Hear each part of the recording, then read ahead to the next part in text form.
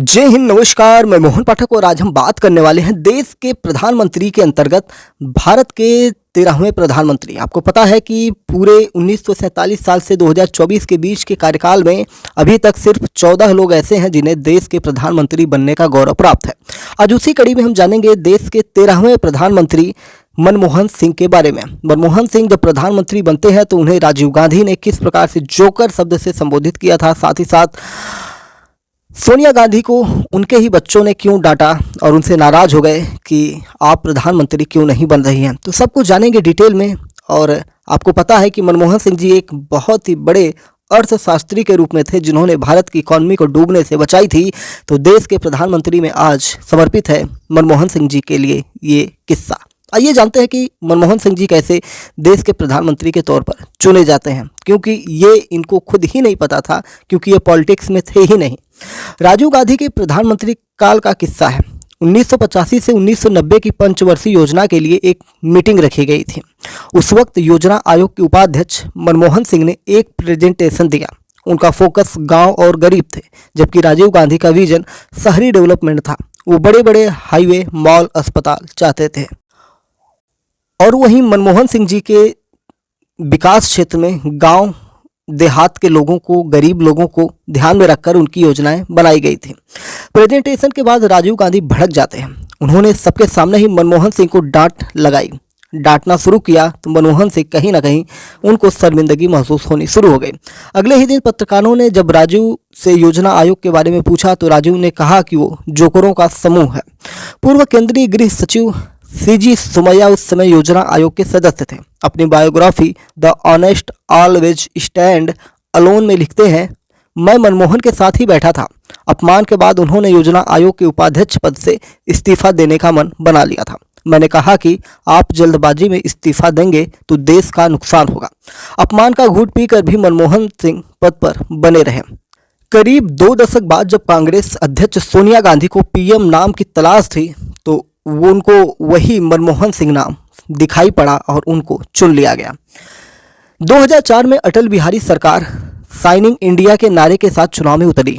13 मई 2004 को नतीजे आए तो वोटर्स ने उन्हें नकार दिया। सत्ता की चाबी कांग्रेस की अगुवाई वाली यूपीए के हाथों में चली गई। सोनिया गांधी उस वक्त कांग्रेस प्रेसिडेंट थी, यानी कि अध्यक्ष थी। माना जा रहा था कि अब वही देश की प्रधानमंत्री होंगी, क्योंकि जो परिवारवाद का ठप्पा था कांग्रेस पर पहले से ही लगा हुआ चला आ रहा था।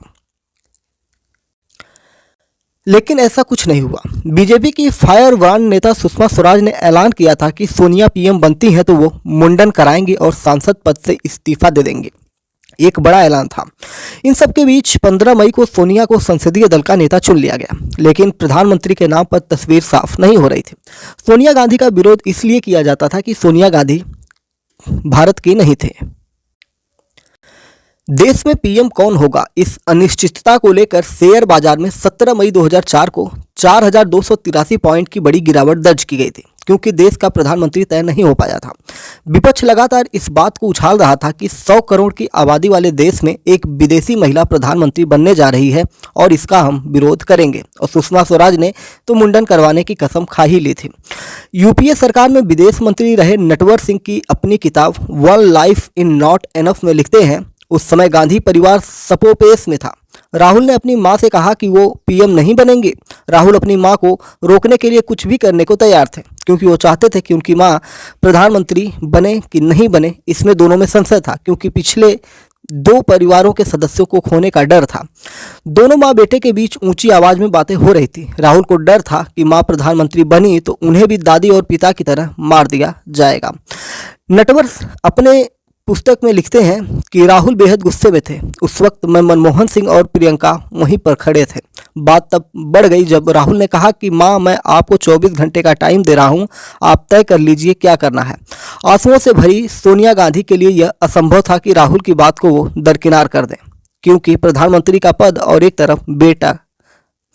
उथल पुथल के बीच 18 मई 2004 की सुबह सोनिया गांधी सुबह जल्दी उठी।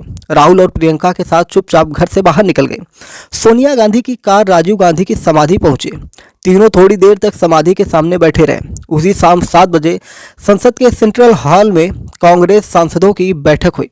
सोनिया गांधी ने राहुल और प्रियंका की तरफ देखकर कहा, मेरा लक्ष्य कभी भी प्रधानमंत्री बनना नहीं रहा है। मैं हमेशा सोचती थी कि अगर कभी उस स्थिति में आई तो अपनी अंतरात्मा की आवाज़ सुनूंगे।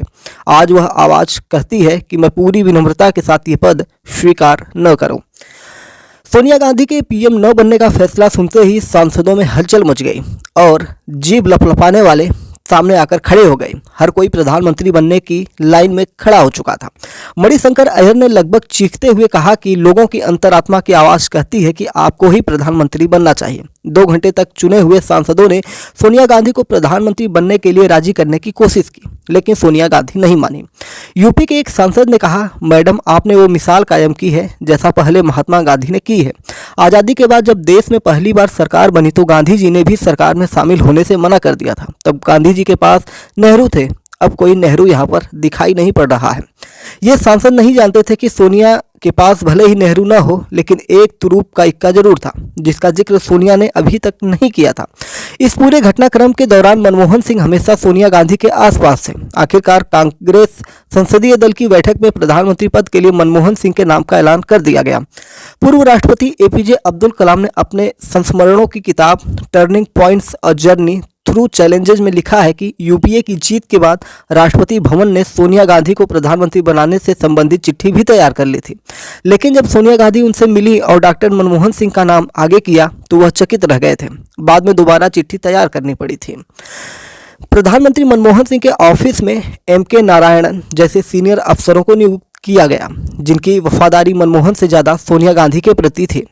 पीएम मनमोहन सिंह के मीडिया सलाहकार रहे संजय बारू अपनी किताब द एक्सीडेंटल प्राइम मिनिस्टर में लिखते हैं कि मनमोहन सिंह ने खुद उनसे स्वीकार किया था कि कांग्रेस अध्यक्ष के पास सत्ता का केंद्र है और उनकी सरकार पार्टी के प्रति जवाबदेह है।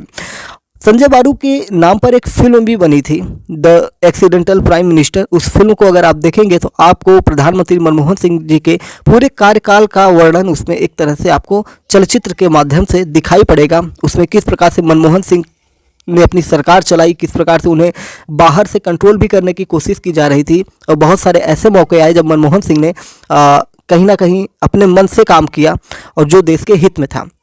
तो ये फिल्म आप जरूर देखिएगा, द एक्सीडेंटल प्राइम मिनिस्टर, जिसके लेखक हैं संजय बारू। संजय बारू कहते हैं कि सोनिया का प्रधानमंत्री न बनना एक राजनीतिक स्ट्रेटजी थी। उन्होंने मनमोहन सिंह को प्रधानमंत्री जरूर बनाया था, लेकिन उन्हें वास्तविक सत्ता नहीं सौंपी गई थी। यानी कि जैसा आरोप लगता रहा है कि रिमोट से सरकार चलती है, वो चीज़ें संजय बारू की पुस्तक में आपको देखने को मिल जाएगी। यूपीए 1 यानी कि मनमोहन सिंह जी 2 बार सरकार में थे, तो यूपीए 1 की हम बात कर रहे हैं। यूपीए 1 के सामाजिक विकास कार्यक्रमों का श्रेय लेने के लिए सोनिया के नेतृत्व वाली राष्ट्रीय सलाहकार परिषद और प्रधानमंत्री कार्यालय में होड़ लगा करती थी। मनमोहन सिंह के तमाम फैसलों में सोनिया गांधी का हस्तक्षेप होता था। संजय बारू अपनी पुस्तक में लिखते हैं कि 2009 में सत्ता में वापस आने के बाद उन्होंने मनमोहन सिंह से पूछे बिना प्रणब मुखर्जी को वित्त मंत्री का पद ऑफर कर दिया था, जबकि वो सीवी रंगराजन को वित्त मंत्री बनाना चाहते थे। इसी तरह ए राजा और टी.आर. बालू जैसे नेताओं को मनमोहन सिंह की मर्जी के खिलाफ मंत्रिमंडल में शामिल किया गया था, जिन पर बाद में भ्रष्टाचार के बड़े बड़े आरोप लगे थे और जिसके बाद से कांग्रेस लड़खड़ाई और आज तक खड़ी नहीं हो पाई। मनमोहन और सोनिया के बीच एक मध्यम ही सही लेकिन रस्साकसी चल रही थी। मसलन मनमोहन सिंह मोंटेक सिंह अहलुवालिया को वित्त मंत्री बनाना चाहते थे। उन्होंने मोंटेक का नाम सोनिया गांधी के पास भेजा भी था। सोनिया के ऑफिस से मोंटेक का नाम खारिज हो गया। सोनिया ने अहलुवालिया की जगह पी चिदम्बरम को चुना। मनमोहन किसी भी तरह मोंटेक को लाना चाहते थे, इसलिए उन्होंने योजना आयोग का उपाध्यक्ष बनाने का प्लान बनाया। यहाँ बड़ी समस्या लेफ्ट पार्टीज थे, जिनके सहयोग से यूपीए सरकार चल रही थी। वरिष्ठ पत्रकार नीरजा चौधरी अपनी किताब हाउ प्राइम मिनिस्टर्स डिसाइड में लिखती है कि मोंटेक को लाने में वरिष्ठ वामपंथी नेता हरिकिशन सिंह सुरजीत ने उनकी मदद की। पद संभालने से पहले मोंटेक सिंह अहलुवालिया सीधे मनमोहन सिंह के पास गए। उन्होंने पूछा कि उन्हें सबसे पहले किससे मिलना चाहिए, यानी कि सोनिया गांधी से मिले या मनमोहन सिंह से मिले। तो मनमोहन ने कहा कि जाओ सबसे पहले 80 साल के कॉमरेड सुरजीत से मिलो। उस समय कांग्रेस के कई नेता मनमोहन, सुरजीत और मोंटेक सिंह तीनों सरदारों की साठगांठ का मजाक भी बनाते थे। लगातार मनमोहन सिंह के कामों का श्रेय लेने की होड़ लगी हुई थी।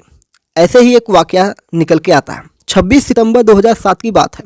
राहुल गांधी कांग्रेस महासचिव बनाए गए थे। वो कांग्रेस महासचिव के प्रतिनिधि मंडल के साथ मनमोहन सिंह को जन्मदिन की बधाई देने पहुंचे। राहुल ने प्रधानमंत्री को 500 गांवों में मनरेगा का दायरा बढ़ाने के लिए एक ज्ञापन दिया था। अगले दिन मीडिया ने छापा कि राहुल ने पीएम को मनरेगा को बढ़ाने के लिए कहा।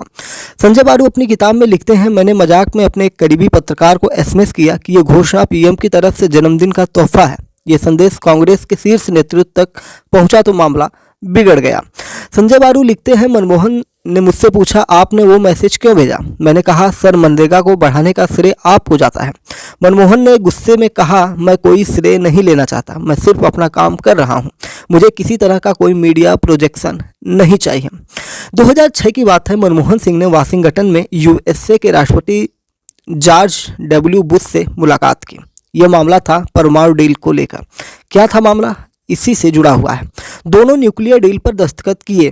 इसे Indo US civil nuclear agreement कहा गया। इस डील के जरिए परमाणु व्यापार को लेकर भारत का 30 साल का वनवास खत्म हो रहा था। 1974 में भारत के परमाणु परीक्षण के बाद अमेरिका ने तमाम आर्थिक प्रतिबंध भारत पर लगाए हुए थे। अटल बिहारी की सरकार में ये परमाणु परीक्षण किया गया था, जिसको हमने अटल बिहारी के प्रधानमंत्री कार्यकाल के दौरान आपको समझाया हुआ है, बताया हुआ है। लेफ्ट पार्टियों का कहना था कि समझौते से देश की स्वतंत्र विदेश नीति पर असर पड़ेगा। वामपंथी पार्टियों के मुताबिक ये अमेरिका की तरफ से फेंका गया एक जाल है। उस समय लेफ्ट के पास तकरीबन 60 सांसद थे। उन्होंने समर्थन वापस ले लिया। वामपंथियों की ओर से सरकार को डराने का काम सीपीआई नेता AB वर्धन कर रहे थे। एक बार पत्रकारों ने उनसे पूछा कि सरकार कब तक सेफ है। उन्होंने कहा कि शाम 5 बजे तक तो सेफ है, इसके आगे का मैं नहीं जानता। सोनिया गांधी ने भी शुरुआत में इसका समर्थन किया। जब वामपंथियों ने समर्थन लेने की बात कही तो वो भी डील को वापस लेने की बात करने लगे।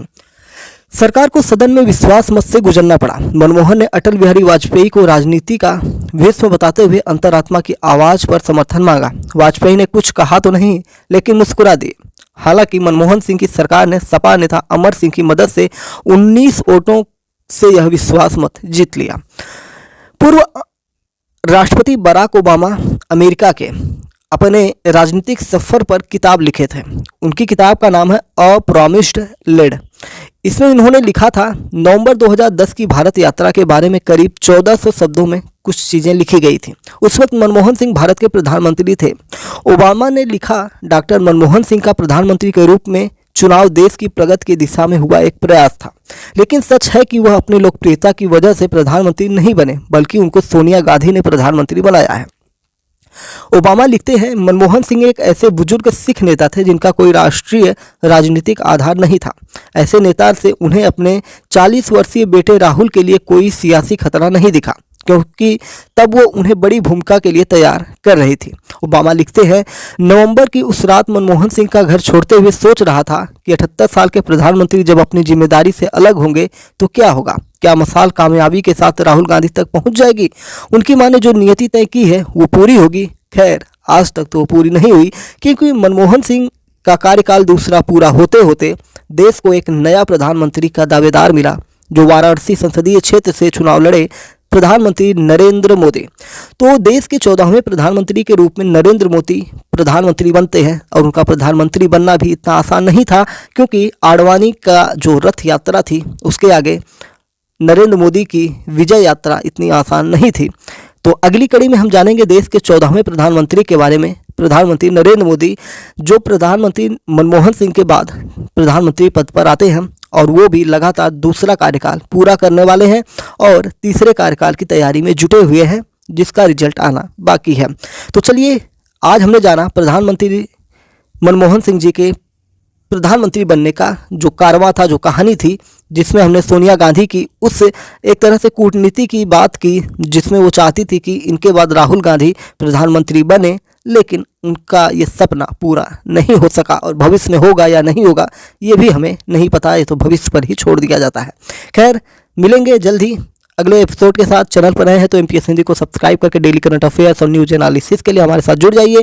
NCERT की भी सीरीज आपको मिल रही है, जिसमें क्लास 6 से क्लास 12 तक हम आपको SST यानी कि हिस्ट्री, पॉलिटी और जियोग्राफी बता रहे हैं, पढ़ा रहे हैं, समझा रहे हैं, जो आपके UPPCS यूपीएससी या किसी भी स्टेट पीसीएस के लिए, साथ ही साथ सीटीईटी यानी कि टीचिंग एग्जाम या एसएससी, जहां पर भी आपको जनरल अवेयरनेस जीके जीएस की ज़रूरत होती है वहां पर आपको काम देने वाला है। तो चलिए फिर मिलते हैं अगले टॉपिक के साथ, तब तक के लिए चैनल को सब्सक्राइब करके रखिए।